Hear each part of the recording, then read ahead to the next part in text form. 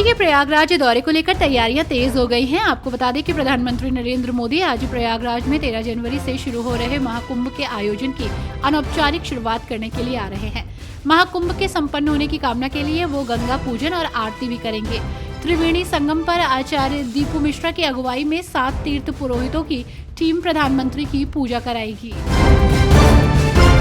उड़ीसा के मंत्री पृथ्वीराज हरिचंद ने कहा कि जगन्नाथ मंदिर के रत्न भंडार की मरम्मत का काम 17 दिसंबर से शुरू होगा।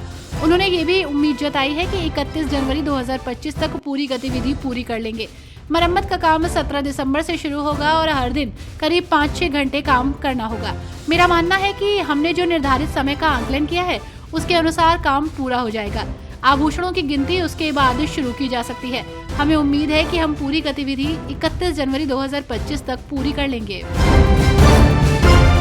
जामा मस्जिद बनाम हरिहर मंदिर प्रकरण के दौरान हुई हिंसा के बाद तीसरे जुमे की नमाज के लिए पुलिस प्रशासन ने कई इंतजाम किए हैं। इलाके में 3 लेयर सुरक्षा तैनाती की जाएगी। हालात सामान्य होने के बावजूद पुलिस और प्रशासन पूरी सतर्कता बरत रहा है। जामा मस्जिद के आसपास अभी भी अतिरिक्त पुलिस फोर्स तैनात की गई है। संवेदनशील इलाकों में पुलिस ने पैनी नजर रखी हुई है। शहरों में निर्धन और मध्यम वर्ग को आवास उपलब्ध कराने के लिए पीएम आवास योजना के तहत केंद्र सरकार ने पहले चरण में 6 लाख से अधिक घरों के निर्माण को लेकर सैद्धांतिक सहमति दे दी है। पीएम आवास योजना के दूसरे चरण में शहरों में 5 साल में 1 करोड़ घर बनने हैं। योजना के क्रियान्वयन के लिए केंद्र सरकार के साथ लगभग सभी राज्यों और केंद्र शासित क्षेत्रों ने MOU पर हस्ताक्षर कर दिए हैं। मंत्रालय के अधिकारियों ने कहा है कि लगभग सभी राज्यों से घर के प्रस्ताव मिले हैं। उत्तर प्रदेश के अध्यक्ष अजय राय ने 18 दिसंबर को विधान भवन के घेराव की घोषणा की। प्रदर्शन बिजली के निजीकरण, बेरोजगारी, कानून व्यवस्था और किसानों की समस्याओं जैसे मुद्दे पर होगा। इसमें प्रदेश प्रभारी अविनाश पांडे, वरिष्ठ नेता और सभी जिलों के कार्यकर्ता शामिल होंगे।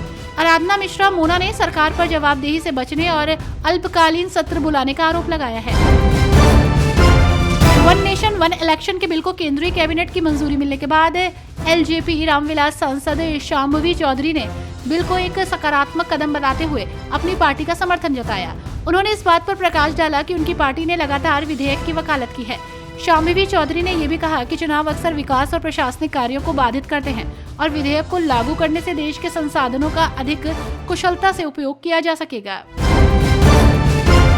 जैसे ही केंद्र सरकार ने एक चुनाव एक राष्ट्र विधेयक को मंजूरी दी, शिवसेना UBT सांसद अरविंद सावंत ने कहा कि एक संयुक्त संसदीय समिति होनी चाहिए और देश के हितधारकों पर चर्चा की जानी चाहिए। उन्होंने कहा कि मुझे लगता है कि इस मुद्दे पर विस्तृत चर्चा की जरूरत है। ये आसान नहीं है और हम एक ऐसे देश में हैं जो संघवाद में विश्वास करता है। आप जानते हैं कि कुछ ऐसे मुद्दे हैं जिस पर विस्तृत चर्चा की जरूरत है।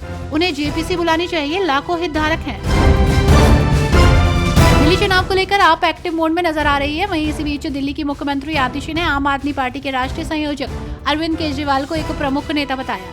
उन्होंने कहा कि वो पहले नेता है जिन्होंने महिलाओं के दर्द को समझा। उन्होंने ये भी कहा कि केजरीवाल ने घोषणा की है कि अगर पार्टी दोबारा सरकार बनाती है तो दिल्ली में महिलाओं को 2100 रुपए दिए जाएंगे। हिमाचल प्रदेश सरकार ने राज्य के सरकारी स्कूलों में स्कूल प्रबंधन समिति के तहत तैनात शिक्षकों को नियमित करने का रास्ता साफ कर दिया। सरकार ने SMC के तहत लगे शिक्षकों को नियमित करने के लिए 5% LDR कोटा तय किया है। इस फैसले से राज्य के करीब 2500 SMC शिक्षकों को बड़ी राहत मिलेगी। भारतीय जनता पार्टी सांसद कंगना रनौत ने एक राष्ट्र एक चुनाव पहल की सराहना करते हुए इसे समय की जरूरत बताया, क्योंकि हर 6 महीने में चुनाव कराने से सरकार पर काफी वित्तीय बोझ पड़ता है। इस दौरान रनौत ने बार बार होने वाले चुनावों, विशेषकर मतदान से जुड़ी चुनौतियों पर प्रकाश डाला।